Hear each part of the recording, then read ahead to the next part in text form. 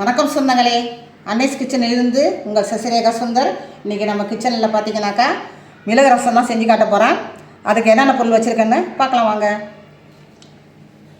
50 gram துவரம் பருப்பு கழுவிட்டு வச்சுருக்கேன். அதில் பார்த்தீங்கன்னாக்கா 2 டீஸ்பூன் மிளகு போடணும். இதுக்கு நம்ம மிளகு தான் போடுறோம். பூண்டு ஜீரகம்லாம் பார்த்தீங்கன்னாக்கா இதில் சேர்க்கறதில்ல. ஜீரகம் தாளிக்க மட்டும்தான். இந்த பருப்பு வேகிறதுக்கு தேவையான அளவுக்கு தண்ணி ஊற்றிடும். அதில் மிளகும் போட்டாச்சு. தக்காளி 4 பழம் கட் பண்ணி வச்சுருக்கேன், அதை இதில் சேர்த்துலாம்.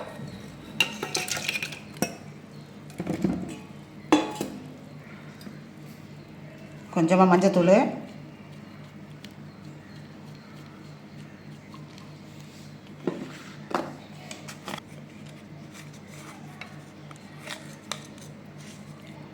கொஞ்சமாக பெருங்காயத்தூள் இதிலே போட்டலாம். அந்த பருப்பு வேகும்போதே மஞ்சத்தூளும் பெருங்காயத்தூளும் போட்டோம். இதை நல்லா 3லேருந்து 4 விசில் வச்சு எடுத்துன்னு வந்துடணும். இதை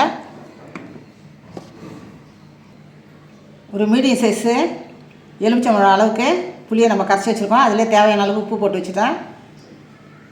காஞ்ச மிளகாய் தாளிக்கிறதுக்கு, கடுகு ஜீரகம் இது தாளிக்கிறதுக்கு, கொத்தமல்லி தழை, இதான் மொத்த பொருள். இந்த துவரம் பருப்பு மிளகு தக்காளி பழம் இதெல்லாம் பார்த்தீங்கன்னா ஒரு 3லேருந்து 4 விசில் கொடுத்து நான் எடுத்துகிட்டு வந்துடுறேன்.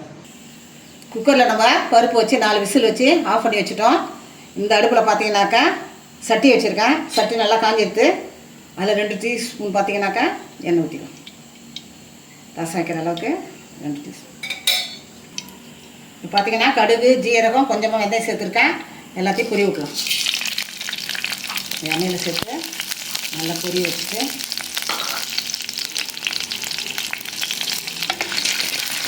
மீடியம் ஃப்ளேமில் வச்சுக்கோங்க. நான் இது நல்லா பொரிஞ்சிடும். காஞ்சமாக சேர்க்கணும். பருப்பில் பார்த்தீங்கன்னாக்கா மிளகு தான் போட்டுருக்கேன். மிளகு ரசம் இது பருப்பு சேர்க்கணும். சூப்பராக இருக்கும் இந்த ரசம். பார்த்தீங்கன்னாக்கா இந்த கடுகு ஜீரகம் வெந்தயம்லாம் நல்லா பொரிஞ்சு வரும்போது ரசத்தில் சேரும்போது வாசனை சும்மா கமகமாக வரும். நல்லா கடுகு ஜீரகம் நல்லா பொரிஞ்சிட்டு காஞ்சமாக சேர்க்குறேன்.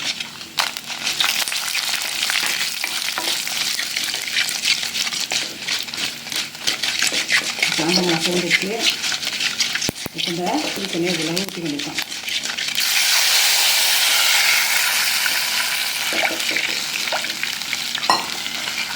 புளி தண்ணி நல்லா கொதிக்கணும். உப்பு இதிலே ஆட் பண்ணுறோம். நம்ம நல்லா கொதித்ததும் குக்கரில் அந்த பருப்பு தக்காளி மிளகெல்லாம் போட்டதை எடுத்து இதில் ஊற்ற வந்துட்டோம். புளி பார்த்திங்கன்னா தாளித்து நல்லா 5 நிமிஷம் கொதிச்சிட்டுது. பருப்பு தக்காளி மிளகு எல்லாமே நல்லா வெந்துடுது. இப்போ நம்ம அதை ஆட் பண்ண வேண்டியதுதான். அந்த புளி கூட இது சேர்க்க வேண்டியதுதான். புளி தண்ணி கூட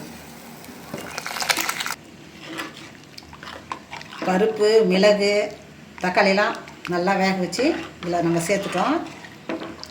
இது சும்மா ஒரு கொதி வந்தால் போதும். ரொம்ப கொதிக்கணும் அவசியம் இல்லை. ஒரு கொதி வந்தால் போதும். இப்போ நம்ம மல்லித்தழையும் கருவேப்பிலையும் நறுக்கி வச்சதை ஆட் பண்ண வேண்டியதுதான்.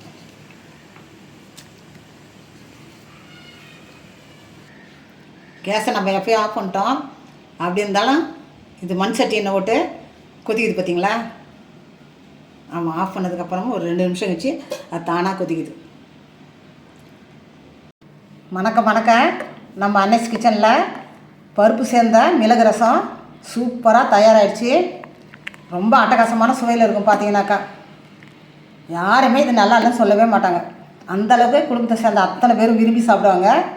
நீங்கள் அடிக்கடி செஞ்சு பாருங்கள். தக்காளி நம்ம அதிகம் சேர்க்கறதால நமக்கு இந்த வெய்ய நாளுக்கு ரொம்ப நல்லது. நீங்கள் செஞ்சுட்டு எனக்கு கமெண்ட்ஸில் சொல்லுங்கள். லைக் பண்ணுங்கள், ஷேர் பண்ணுங்கள், கமெண்ட் பண்ணுங்கள். மறக்காமல் என்னுடைய அன்னைஸ் கிச்சனுக்கு சப்ஸ்கிரைப் பண்ணுங்கள். தேங்க்யூ.